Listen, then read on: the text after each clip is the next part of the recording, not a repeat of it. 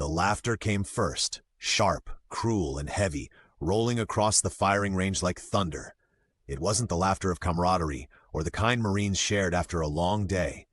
No, this was different. Mocking, the kind that carves into flesh before a shot is ever fired. 30 Marines stood in formation at Camp Pendleton, their force recon uniforms crisp under the California sun. At the center of their jeers stood a woman who didn't look like she belonged there. Her name was Emily Carter, 28 years old, wearing a faded gray t-shirt, fatigues that seemed older than she was, and boots stained with desert dust. Her brown hair was tied back carelessly, her expression unreadable. But it wasn't her face, or even her presence, that drew the laughter.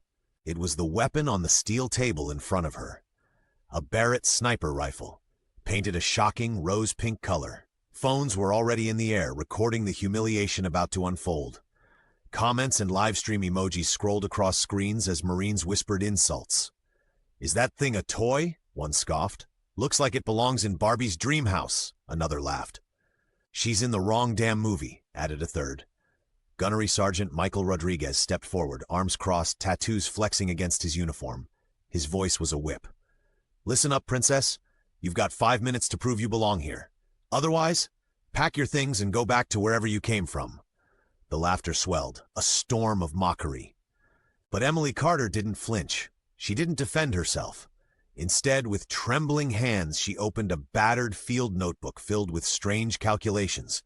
Scribbles of numbers, arcs, wind ratios, and something that looked closer to quantum equations than simple ballistics. Her hands shook as she flipped pages, a tremor that seemed involuntary. To most, it looked like fear. But to one man, Master Sergeant Jake Sullivan, the tremor was anything but weakness. He'd seen it before. That rhythm, that deliberate shake, it wasn't random, it was trained. Corporal Madison Brooks, a Marine influencer with thousands of followers, shoved her phone closer, her voice dripping venom for the live stream. "Family, watch this. You're about to see Barbie Sniper humiliate herself in front of real Marines. Share this now. This is comedy gold." Emily Carter adjusted the rose-colored rifle, settled her cheek to the scope, and whispered quietly. Her voice carried farther than it should have. "I'll need 15 minutes to set up." The Marines erupted again, roaring with laughter. 15 minutes? To do what? Fail more slowly? Rodriguez sneered. "You could have 15 days, Carter. You still wouldn't land a shot at 1,000 meters. Emily didn't look up. She ran her finger across her notes, adjusted the dials on her scope, and murmured 6 words that cut the laughter in half. 6,000 meters, that'll be enough." The range fell silent. For a heartbeat, no one spoke. Then chaos broke loose. Shouts, howls, disbelief. Some clutched their sides with laughter. Others shouted bets. 6,000? The world record was 3,500, and that had been under perfect conditions by a Canadian sniper with international acclaim. 6,000 wasn't just ambitious, it was impossible. Rodriguez stepped closer, spitting his words. "You think you're better than legends? You think you can rewrite history? Who the hell do you think you are?" Still, Emily didn't answer. Colonel Patricia Hawkins had just arrived at the range when Sullivan leaned toward her. His voice was low, urgent. "Colonel, she's not here to break records. Look at the tremor. That's not weakness, it's Phantom Protocol."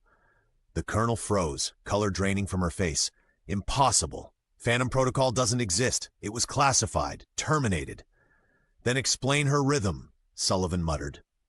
His eyes stayed locked on Emily. "She's measuring more than wind or distance. She's calculating distortions, things no civilian should even know." At the table, Emily Carter lifted the rose-colored rifle into place. Her hands locked in with the tremor, movements syncing with invisible pauses. The Marines, once rowdy, once merciless, began to quiet. Something about her calm was wrong. Too wrong. She exhaled once, then whispered, "Clear the backblast area." The laughter died completely. No one moved. For the first time, they weren't mocking. They were watching. Emily pulled the trigger. The recoil slammed through the range. The shot ripped across the desert, disappearing into a shimmer of heat. For a moment, there was silence. No clang of steel target, no dust rising from a miss. Just silence. Then ping. The faint metallic echo came 6 seconds later. A sound so distant it didn't seem real. The Marines froze. Rodriguez's jaw dropped. Brooks's phone slipped from her hand. The live stream went wild, emojis flooding across the screen. Emily didn't smile, didn't gloat. She simply chambered another round and adjusted her scope, whispering softly. Wind shift, correcting by half a degree. Another shot. Another impossible weight. Another metallic echo. 2-4. Every round found its mark. Sullivan's heart pounded as he realized the truth. Emily Carter wasn't just a sniper. She was something else. Something built in the shadows of black projects that didn't officially exist. Rodriguez finally found his voice. "What are you?" he hissed.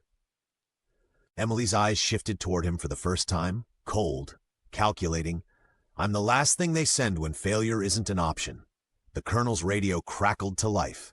Urgent, classified. A voice spoke hurriedly. "Ma'am, it's confirmed. Carter wasn't supposed to be here. She's off the grid. If she's using Phantom Protocol, then we have a problem. A big one." Hawkins glanced at Emily, her voice dropping. "Bigger than you think.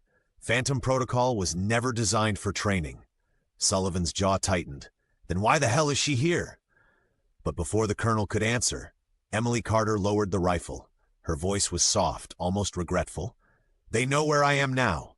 The ground shook with the distant rumble of helicopters. Black shapes crested the horizon, dust storms rising in their wake. Marines scrambled, shouting orders, panic spreading as unmarked choppers roared closer. Emily calmly packed her rifle back into its case, every movement deliberate. She looked up once more, her voice steady. "Your time's up. They're not here for you. They're here for me."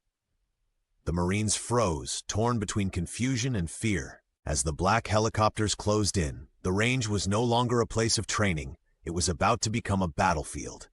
And Emily Carter was the target.